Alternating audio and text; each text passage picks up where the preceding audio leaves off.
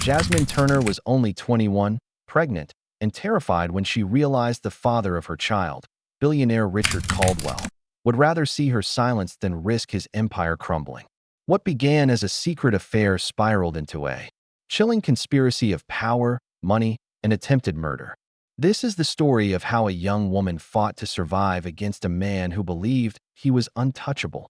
Jasmine Turner was just 21 years old, a college student working part-time at a luxury hotel in Atlanta, when her life collided with a man whose world was nothing like hers.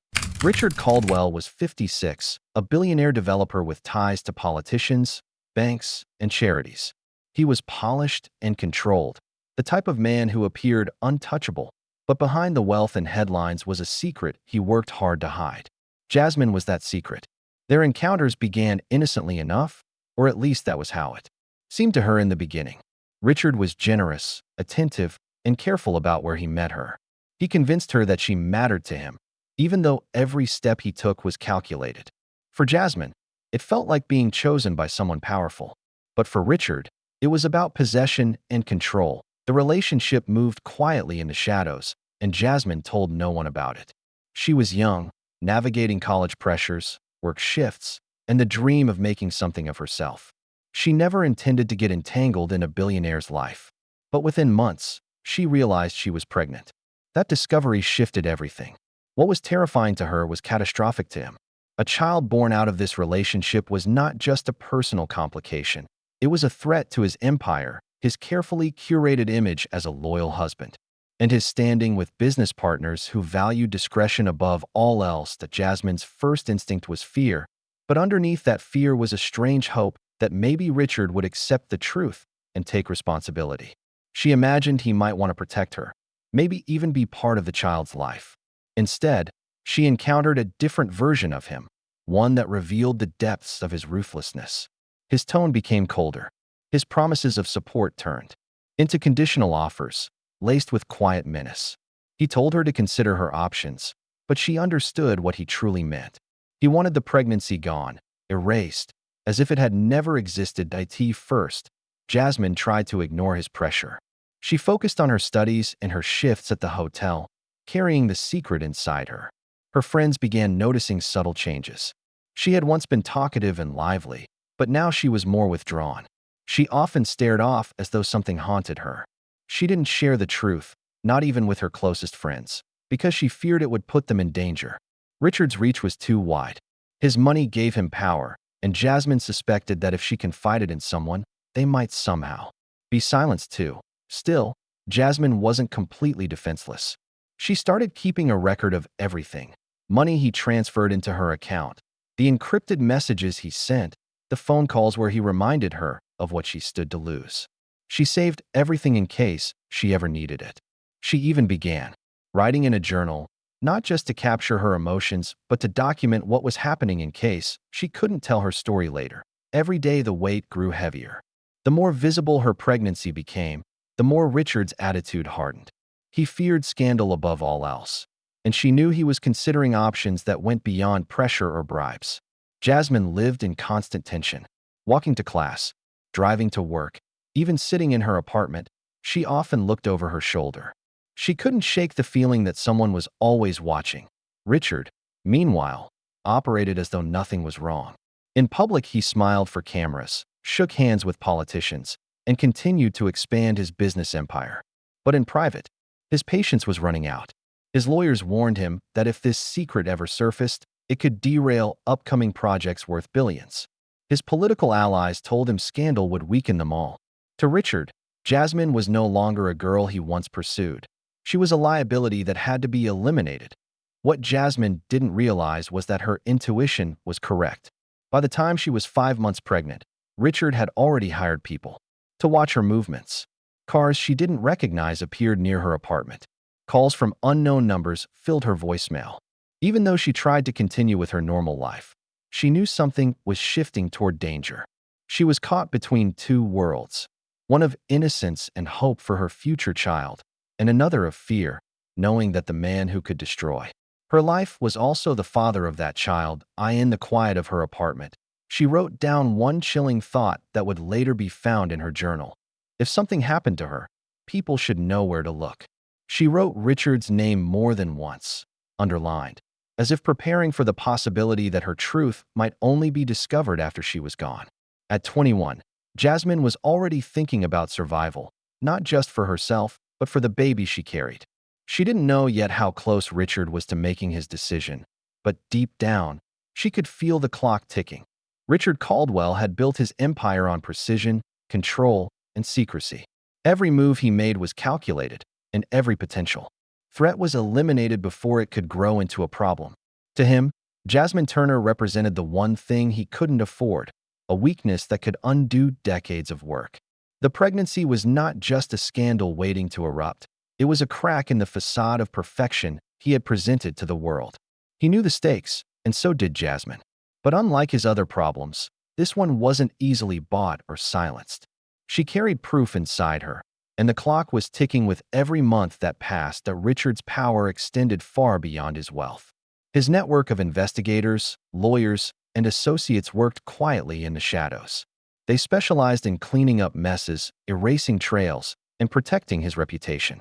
When Jasmine refused to terminate the pregnancy, he activated that network. People began asking subtle questions about her, tracking her routines, and quietly gathering information. He wanted to know where she went, who she spoke to, and what she might be planning. The surveillance was so discreet that Jasmine only caught fragments. An unfamiliar car parked down the street, the same stranger appearing near her campus, a sense of being followed when she walked home at night. Jasmine had underestimated how relentless Richard could be. The man who once sent her gifts now sent warnings. He no longer pretended to care about her future. Instead, his messages carried undertones of threat. Transfers of money into her account stopped abruptly, replaced by reminders that she owed. Her silence. He reminded her of his reach, of how many people depended on him, of how easily he could make things disappear. Jasmine understood the meaning clearly. She had no one to turn to. Her family would be horrified if they knew the truth, but she couldn't put them in danger. Her friends would never believe that a billionaire was personally invested in threatening her life. So she carried it alone, bottling the fear until it pressed down on her chest each night. The only outlet she had was her journal, where she recorded every warning, every strange encounter, every detail that might later reveal the truth. The deeper she sank into fear, the more determined she became to protect herself. Jasmine started backing up files and saving evidence in multiple places. She took screenshots of messages, printed documents, and wrote letters she never mailed. She imagined a future where she might not be alive to speak, but her words could still expose him. That thought both comforted and terrified her, because it forced her to acknowledge that survival was no longer guaranteed. Richard, meanwhile, faced pressure from all sides. Business partners whispered about upcoming projects worth billions. Political allies reminded him that his reputation was not just his own, but tied to theirs. If Jasmine spoke publicly, she could create a scandal that would ruin campaigns, delay developments, and shift power in ways they couldn't control. They made it clear that he had to fix it before it spiraled out of control. For Richard, fixing it meant removing Jasmine from the equation entirely. The more he felt cornered, the more dangerous he became. He hired a private investigator to dig into Jasmine's background, hoping to find weaknesses that could be exploited. But Jasmine was young, broke, and unconnected. There was nothing to discredit her. The simplicity of her life made her even more of a threat, because she had nothing to lose and everything to gain by speaking out. If the world believed her, it would believe her completely. Jasmine noticed the shift in tone during their rare encounters. Gone was the charm that had once lured her into his orbit.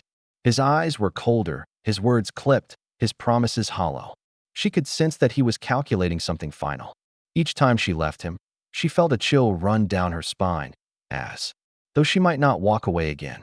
She told herself to stay strong, to hold on long enough to deliver her baby, but deep down she wondered if she would ever make it that far. Point one evening, as she sat alone in her apartment, she wrote a single line across a fresh page of her journal. If I disappear, it was him. The sentence was stark, without explanation, but it carried the full weight of her truth. She didn't sign it or address it, but she knew one day someone would read it. For Jasmine, it was both a warning and a declaration, the invisible war between Her and Richard was reaching a breaking point. She was clinging to survival, holding on to scraps of evidence that could one day reveal his crimes. He was closing in, desperate to erase her before she could destroy him. Both of them understood what was coming, though neither could predict exactly how it would unfold. What Jasmine didn't realize was that Richard had already begun planning the next step. He wasn't going to wait for her to speak. He was preparing to silence her forever. On a humid July evening, Jasmine Turner vanished. The last sighting of her was as ordinary as any other night. She left her part-time shift at the hotel just before 10 p.m., walked across the brightly lit parking lot, and climbed into her old sedan.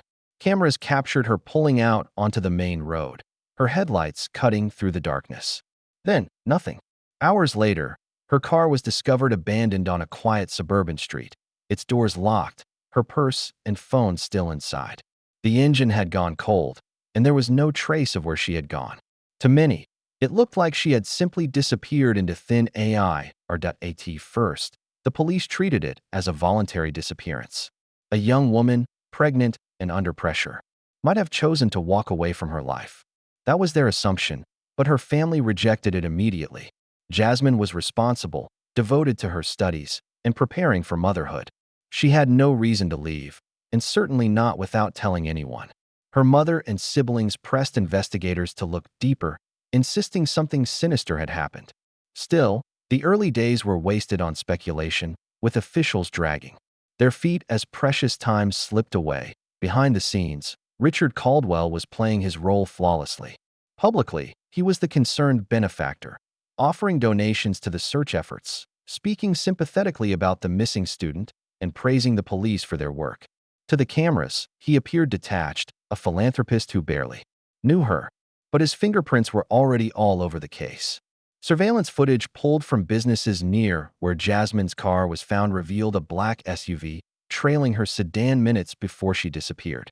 That SUV was later traced back to a corporation tied to Richard, a company with no employees, no offices, and only a name on paper. It was one of his many shells, designed for concealment. The discovery raised eyebrows, though it wasn't enough for a warrant. Investigators who pressed too close felt the weight of Richard's influence. Officials were pressured to look elsewhere. Reporters were discouraged from naming him directly, and evidence seemed to vanish into bureaucratic black holes. For a while, it seemed his power would keep him insulated. But Jasmine had not been entirely helpless. Her journal, found neatly placed in her apartment, began to shift the narrative. The entries painted a chilling picture of a young woman living under constant fear. She wrote of veiled threats, of mysterious vehicles shadowing her, of a man who would do anything to erase her. She never used Richard's full name, but the descriptions left little doubt. She called him the man who owns everything and the one with the empire, words that matched no one else in her life. The journal suggested that if she disappeared, it would not be by choice. Even more damning was the discovery of hidden files on her laptop. Jasmine had scanned bank transfers, screenshots of encrypted messages, and photographs showing her in Richard's company. She had tucked them into a folder disguised as class notes. Investigators found them only after a meticulous search, but, once uncovered, they shifted the investigation into darker territory. The evidence revealed a relationship that Richard had worked tirelessly to hide, and it provided a clear motive for why he might want her gone. Still, Richard's machinery of power was strong. Lawyers issued denials, spokespeople dismissed the evidence as manufactured, and his allies portrayed Jasmine as unstable. Yet the whispers in the media grew louder. Anonymous sources hinted that she had been silenced, that her disappearance was no accident. Pressure built on the authorities to dig deeper, and cracks began to form in the shield Richard had built around himself. Meanwhile, Jasmine's family clung to hope. Her mother appeared on local news, pleading for answers, while friends organized vigils and distributed flyers across Atlanta. Each passing day without word made survival seem less likely, but those closest to her refused to give up. They insisted that Jasmine had left behind enough clues to lead to the truth, if only someone was brave enough to follow them. The investigation reached a critical moment when detectives traced the SUV again, this time through a separate traffic camera system outside of Richard's control. The vehicle had been caught leaving the area where Jasmine's car was abandoned and driving toward a property linked to one of Richard's longtime associates. It was a breakthrough, small but undeniable, that tied her disappearance to his inner circle. For the first time, the billionaire himself was no longer untouchable. The public image of a missing young woman, pregnant and vulnerable, contrasted violently with the picture of a wealthy man protecting his fortune. The two stories collided, and whispers of conspiracy grew louder. What began as a missing persons case was transforming into something darker. For investigators, the question was no longer whether Jasmine had been targeted, but how far Richard had gone to erase her. The walls were beginning to close in, and the shadow he had cast over her life was finally starting to reveal itself. The investigation into Jasmine Turner's disappearance entered a new and dangerous phase when her phone was recovered from a dumpster miles away from where her car had been abandoned. The device was badly damaged, its screen cracked and battery removed, but forensic experts were able to extract fragments of data. Within those fragments were a series of threatening text messages, each sent from an encrypted number that initially appeared untraceable. Yet digital analysts discovered that the number could be linked to a phone owned by Richard Caldwell's personal assistant. The messages were clear. Jasmine had been told to stay silent or face consequences. The discovery electrified the case. It was no longer a mystery of whether foul play was involved. There was now a direct thread connecting Jasmine to Richard's circle. Still, power shielded him. His attorneys worked to discredit the evidence, claiming the phone could have been planted, the text fabricated. They painted Jasmine as unstable, insisting that she may have orchestrated her own disappearance to gain attention. But her journal told a different story. The journal, unearthed by investigators searching her apartment, detailed her growing fear. Each entry read like a breadcrumb trail leading back to Richard. She described the chilling change in his demeanor, the strangers who seemed to watch her, and the overwhelming sense that she was running out of time. Her handwriting shifted over the months, growing shakier, more desperate. One entry in particular stood out. "If something happens to me, know that it wasn't by choice. He will never let this child exist." The rawness of her words gave the case a voice that documents and bank records could not. When investigators presented this evidence, Richard responded with silence. He declined interviews, spoke only through his lawyers, and avoided public appearances. Yet his empire began to show cracks. Whispers spread among his business partners, some of whom feared their own reputations could be destroyed if his connection to Jasmine became undeniable. The same allies who once protected him began to distance themselves quietly, afraid of being pulled into a scandal they could not control. While Richard fought to protect his image, another surprise surfaced.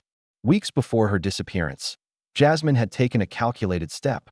She had contacted a small law office downtown, leaving with them a sealed envelope and strict instructions. She told them to open it only if something happened to her. When the lawyers learned of her disappearance, they honored her request. Inside the envelope was a trove of evidence, screenshots, printed emails, photos of her with Richard, and bank transfer receipts. Everything she feared might vanish had been carefully preserved. That envelope became the most significant weapon against him. The police now had a timeline, a motive, and a stack of evidence that Richard could not simply dismiss. Still, the investigation was far from simple. His team worked tirelessly to delay proceedings, filing motions, raising doubts, and spreading rumors designed to cloud public opinion. They leaned on his wealth and influence to create obstacles at every turn. But the persistence of investigators and the pressure from Jasmine's family kept the case alive. As the story reached national headlines, public sympathy surged. A young, black woman, pregnant and missing, became a symbol of vulnerability against power. News outlets dug into Richard's past, uncovering patterns of secrecy and questionable dealings that, while never illegal, suggested a man used to covering his tracks. The narrative shifted from Jasmine being a lone victim to her case representing a broader truth, that power could be used not just to build but to destroy lives. The turning point came when investigators pieced together Jasmine's final days. Camera footage showed the black SUV trailing her. Records tied the vehicle to Richard's shell company, and the phone data linked the threats directly to his assistant. Layered with Jasmine's own words and the evidence she preserved, the case against Richard tightened. What had once been whispers and suspicion was becoming undeniable fact. Still, one question remained unanswered. Where was Jasmine? Her body had not been found, and her survival was uncertain. Without her, the case was strong but not unshakable. Richard's lawyers knew this and clung to the absence of a living witness as their final defense. But what they didn't know was that Jasmine had prepared for that too. She had not only left behind documents, but also reached out to others in subtle ways, creating a trail of breadcrumbs that investigators had not yet fully uncovered. The closer authorities came, the more volatile Richard became. Behind the polished walls of his estate, he raged at the unraveling of his control. His influence had carried him through decades of secrecy, yet here was a young woman who had outmaneuvered him with foresight and determination. Each new revelation cut away at his power, until even those who once owed him favors began to see him as a liability rather than a protector. By the end of the fourth week, the story had shifted from a disappearance into a criminal conspiracy. Every headline carried Jasmine's name. Every broadcast repeated the chilling words from her journal. The billionaire who had once seemed untouchable was now cornered. And just as investigators began to wonder if they would ever find her alive, a tip arrived that would change everything. The tip that broke the case wide open came from an unlikely source. A local maintenance worker reported unusual activity at an abandoned property on the outskirts of Atlanta, a place technically owned by a holding company linked to one of Richard Caldwell's associates. The building looked forgotten from the outside, with weeds crawling through cracks in the pavement and boards nailed across broken windows. Yet neighbors had noticed lights flickering on late at night and a black SUV parked there at odd hours. When investigators followed up, they expected little more than another dead end. What they found instead would shock the entire country. Inside the basement of the property, behind a locked metal door, they discovered Jasmine Turner. She was weak, dehydrated, and terrified, but alive. The young woman who had been missing for nearly a month had survived against odds that had been stacked entirely against her. She was rushed to the hospital, where doctors confirmed she had been held captive but had managed to hang on long enough to protect both herself and her unborn child. Her rescue became an instant national story, dominating headlines and sparking outrage. The narrative shifted overnight. No longer was this a disappearance filled with speculation. This was an attempted murder and kidnapping orchestrated by one of the most powerful men in the country. Jasmine's testimony, once she was strong enough to speak, painted a chilling picture. She recounted how she was forced off the road by the SUV, restrained, and transported to the abandoned property. She described the men who guarded her, the threats they whispered, and the sense that her life was worth nothing to those following Richard's orders. Yet she also spoke of the determination that kept her alive, the thought of her baby, and the hope that someone would follow the trail she had carefully left behind. Her story validated every fear she had written in her journal, turning her words into evidence that prosecutors could now wield in court. The fallout for Richard Caldwell was immediate and brutal. He was arrested at his sprawling estate in the early hours of the morning, a scene that played out live on national television. Cameras captured the moment the billionaire, once seen as untouchable, was let out in handcuffs, his face tight with anger. Charges piled against him quickly: kidnapping, conspiracy, attempted murder, and obstruction of justice. His personal assistant, along with several of his hired men, were also arrested, creating a domino effect that dismantled the network of secrecy he had built for decades. Public opinion turned against him with a ferocity few had expected. Politicians who had once courted his donations now scrambled to distance themselves. Business partners dissolved contracts, projects collapsed, and his fortune, though vast, began to crumble under the weight of lawsuits and frozen assets. For the first time, Richard's money and influence could not shield him. He was no longer a symbol of power but a cautionary tale of corruption, greed, and arrogance. Jasmine, meanwhile, became a symbol of resilience. She delivered her baby not long after her rescue, a healthy child who represented not just survival but defiance against the man who had tried to erase them both. Her story was told on talk shows, news specials, and eventually in documentaries that examined how one young woman's determination had outmaneuvered one of the most powerful men in America. People were captivated by the way she had refused to be silenced, even in her darkest moments. Yet her recovery was not simple. Jasmine carried scars, both physical and emotional, from her ordeal.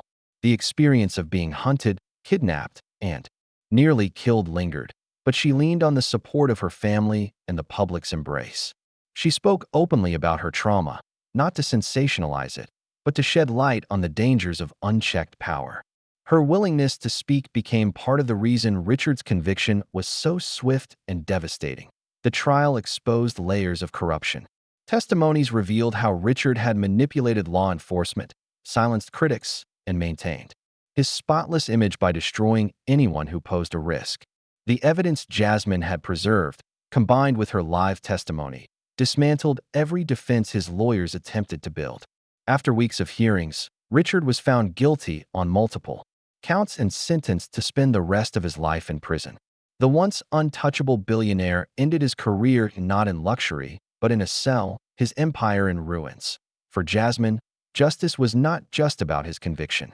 It was about ensuring her child would grow up in a world where the truth had been told, where her voice had mattered, and where her strength had turned the tide against someone who believed he was above the law. Her story lived on, not as a tragedy, but as a triumph of courage in the face of overwhelming power. The case became a landmark, remembered as the downfall of a man who thought wealth could hide anything, and the rise of a young woman who proved that even the most carefully guarded secrets could be exposed. It reminded the world that power, no matter how vast, has limits, and that truth, when protected with courage, can break through even the darkest of shadows.